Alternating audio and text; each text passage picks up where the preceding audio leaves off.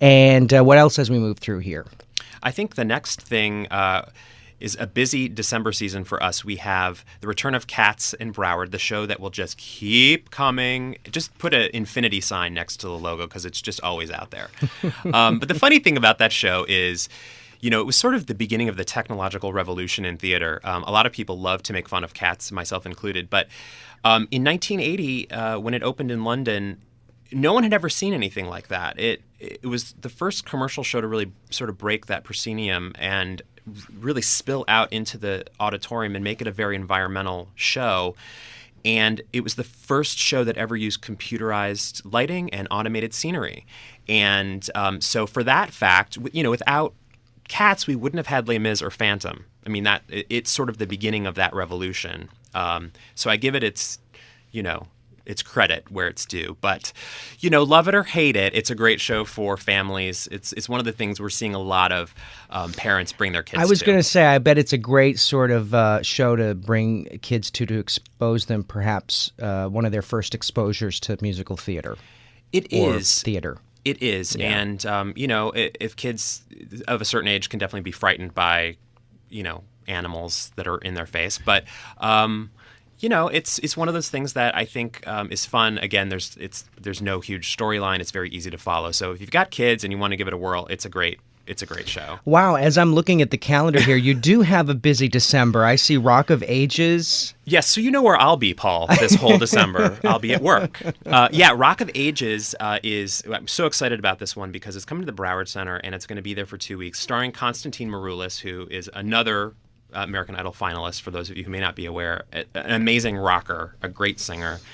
And this show explores sort of the 80s music on the Sunset Strip. You know, it's set in 1987 on the Sunset Strip, and all of the 80s, you know, hair band rock and, you know, I'm thinking of like Night Ranger, Sister Christian, all the whole playlist you'd recognize. You'd absolutely recognize. So it's a lot of fun. It's irreverent. It's a little naughty. It's very much like a rock show, a small club rock show.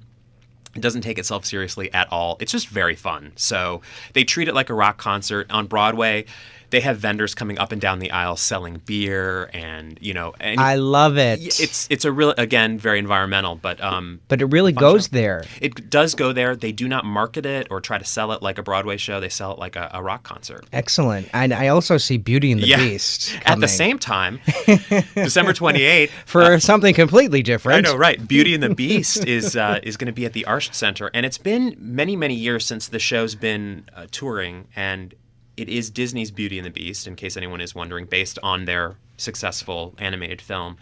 And I got to tell you, in the pre-sales and in, you know, we did this great event, you know, Fall for the Arts, a couple weeks ago. Right. That was the show people were freaking out about. They wanted to buy their advance ticket. So I expect that's going to go really quickly, and it's only here a week. I remember I saw the original production in New York. I'm from Boston. I went to see it. But prior to that, I remember listening to the radio right after Beauty and the Beast opened. There was a report of what a huge success it was from the opening night. It was one of those Broadway magical moments.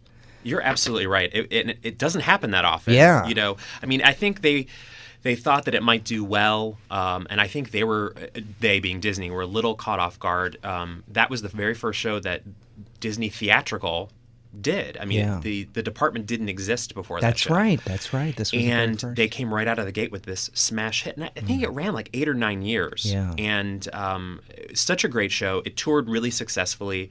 And then, of course, they followed it up with Lion King, which, again, they thought would be successful, but I don't think they thought that they would be looking back now and thinking we have this show that on Broadway still sells out and still does like 102, 103% every week. It's pretty amazing. So it's definitely one to see. I will say, when I was looking at the list and I went, oh, Beauty and the Beast, that was definitely one that's on my list to see, because it's been so many years since I saw the original. It's definitely a great show. A lot of fun. So as we move through December into 2011... I get about a 10-day break. No, I'm so excited about this next one. Up at Broward, we are bringing back the brand new national tour of Les Mis. Another great show. This is a show that I think, will go down in history as one of the classics of the 20th century. not to overstate it, I really do feel like it's obviously based on a classic novel, but as a piece of musical theater, I do think it's sort of the gold standard. I think it's one of the best pieces that came out of that whole crazy time in the 80s. And it's one show that Broadway Across America and lots of presenters across the country are always asked about. When is it coming back? When is it coming back? It could have just left 2 weeks ago, and people said, when's it coming back? So the tour has been closed for a couple of years, and they're remounting it, and it will be kicking off our 2011 part of the season. And that's at the Broward It Center. is. And again, as we go through this, we're jumping back and forth between Arsht Center in Miami and Broward Center in Fort Lauderdale. So if you want detailed information, just go to their websites directly, browardcenter.org or arshtcenter.org. And Les Mis, big show, great show. I'm glad that's coming back. Are you a fan of Les Mis? I am. I mean, obviously, You don't have to be. You can be honest. No, there are some great hit numbers, and I was trying to think. I had seen a tour, I think in West Palm Beach, several years ago now, and I really, really enjoyed it. I would say that I fell in love with it, having seen it. Knowing the music prior to that, I really liked it, but it was hard to conceptualize what was exactly it all about. But definitely, Les Mis is on my list. Thank you for putting me on the spot, by the way. Sorry about that. No. And so there are so many wonderful shows returning. It seems like some of these have been here before. What coming down the pike? I see West Side Story. West Side Story, again, this production, this revival, which was supervised by Arthur Lawrence, who's like got to be 150 years old at this point, who oversaw the original production on Broadway. They re-envisioned it. They wanted it to be a little more timeless, not so definitely set in the late 50s.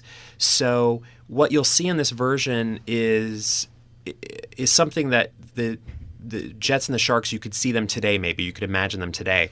They integrated some Spanish language into the show because the creators felt that, to be honest about the culture, the Sharks wouldn't be yammering away in English all the time. There would be some definite things that would be said in Spanish. And so some of the lyrics and some of the scenes have some Spanish, but I don't want people to think like they're not going to understand what's going on. You know, there are some parts of, I think I Feel Pretty and a couple of other numbers that have some Spanish. And this is the kind of show that's, again, embedded into our minds. So we know it anyway.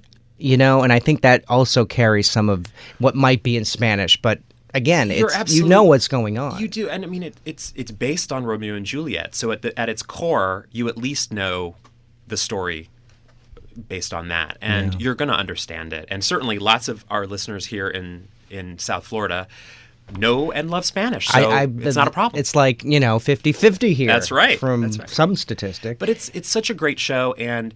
Again, a classic, and if you haven't seen it, this is one you've got to put on your bucket list. I was thinking, I don't think I've seen a production of West Side Story, or maybe I did when I was a kid or something, at an amateur theater or something. I can't recall.